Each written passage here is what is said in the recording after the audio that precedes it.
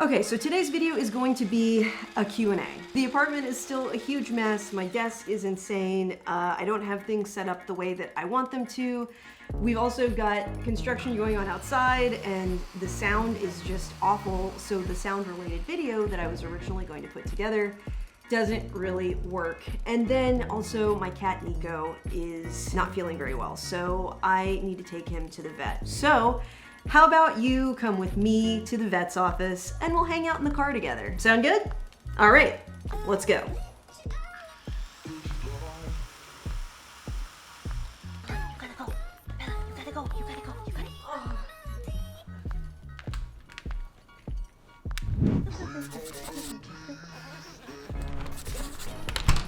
Okay, so while I'm waiting for the vet tech, I'll tell you that I've got 5 questions that I'm going to answer today. I don't need this on right now. And just so you know, though, I've got a ton of questions that came in. So there's a good chance that I'm going to be doing another one of these videos at some point in the very near future. So if you've got a question that you'd like for me to cover in one of these videos, please leave it down in the description. You can hit me up on Instagram, hit me up on Facebook, and hey, you might get featured in one of these videos. And also stick around because you might be featured in the video right now. Thanks so much.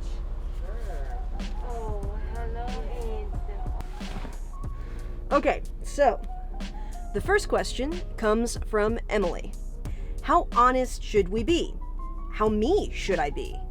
I can be super awkward and silly. Does this undermine me in any way? I would say absolutely not. Obviously, I think it depends on the tone of your channel. If you're doing something in finance that involves building people's trust and that's not typically how you are, if you're usually really buttoned up, then maybe you don't want to be super silly. But if your channel injects a lot of your personality already, I would say that being authentic is the best way to go. So if you're in a silly, happy, goofy mood and you feel comfortable doing that in front of the camera without being super awkward about it, I would say more power to you, and I wouldn't feel weird about doing that at all. Our next question is from Wendy, and she wants to know, how long does each weekly video take to plan and make? So that kind of honestly depends on a few different things. One of them is, do I already have an idea of what it is that I might want to make? I have a list of probably 20 different videos that I might pull from. Or it might be that one of you asks a question and I decide that I'm going to make a video about that. So if it's not something that I know a lot about, I'm going to want to do some research, and then I'm absolutely going to want to write an outline for it. So I'd say that my outline can take anywhere from 20 minutes to an hour. It just depends on how much I already know about the subject, how comfortable I am about the topic. And then from there, it usually takes me about an hour to shoot. Editing usually takes about an hour per minute of video. And I mean, this really depends on how crazy you get with the editing. It also is going to change depending on how experienced you are. So the more experienced you get with editing, the faster it's going to be because you're going to understand your workflow. And then you got to upload your video, you've got to take your thumbnail. So if you're really careful, if you plan everything out, we'll say about 8 hours. And it's not over a single day. If you give yourself enough time, you can do it over a couple of days, and it really doesn't seem like a lot. We're gonna turn on the air conditioner back here in the van, and I'll just sit on the toilet with the seat down, of course. Okay, so that's a little bit more eco-friendly, but the sound quality is gonna suck, so I apologize for that. All right, our next question comes from Claudia, and Claudia wants to know, what's your advice for asking for likes and subscribes from your viewers?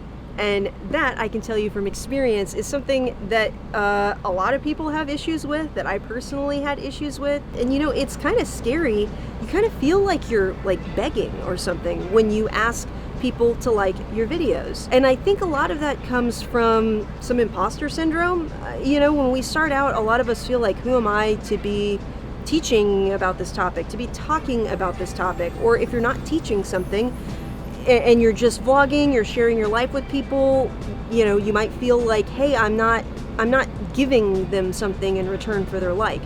But If people are getting value out of the videos that you're creating, whether that be entertainment value or whether that be educational value, you are still supplying them with something for free that is going to benefit them. It's not a big deal for someone to hit the like button, and they might not think about it if you don't mention it.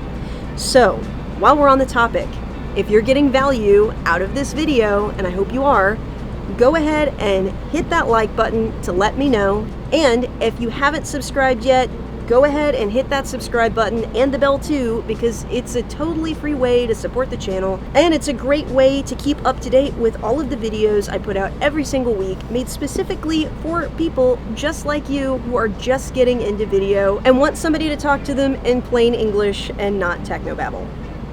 Okay, Lisa says, I'm fairly new to YouTube and want to know how to get more views on my videos in the beginning.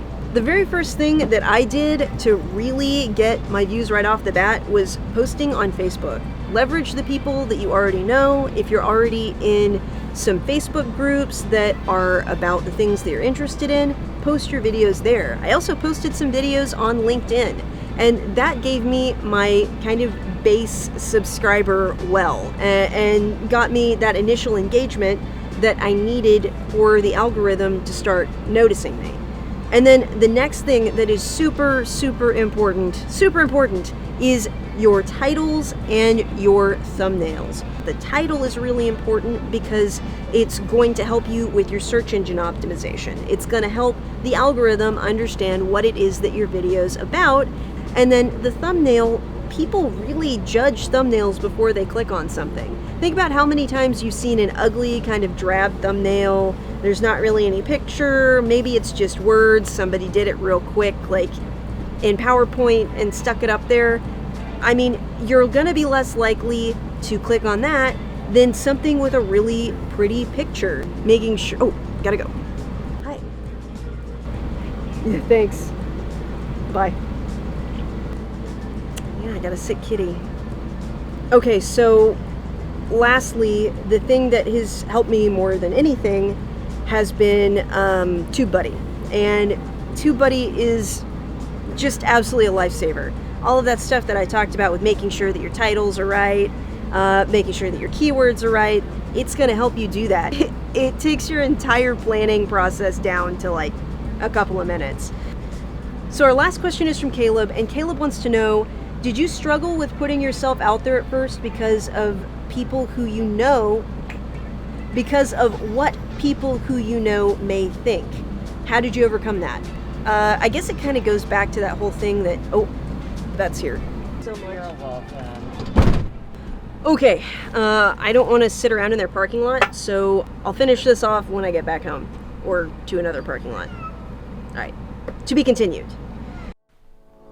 Okay, let's finish off with Caleb's question. So the answer is yes. I was absolutely 100% terrified that the people that I was closest to, aside from my mom, of course, my mom is always very supportive, but my friends would kind of maybe make fun of me or judge me for making these videos. And you know, I kind of talked about in the last episode that I started out doing triathlon videos, and there's a whole lot of technical jargon in those videos. There's a lot of stuff to get wrong. That really freaked me out, but the people that I was closest to ended up being my biggest supporters. Those were the very people I was worried about the most, and I actually had people start coming up to me at swim practice saying that they saw my video and it was great and that I should keep it up. So share it with the people that you're willing to let see it, that you're comfortable with, that you know are the type of people that will support you no matter what, and then once you get more confident, I'm pretty sure, at least judging from my own experience, that you're likely to feel a little bit differently after you've got a few videos under your belt.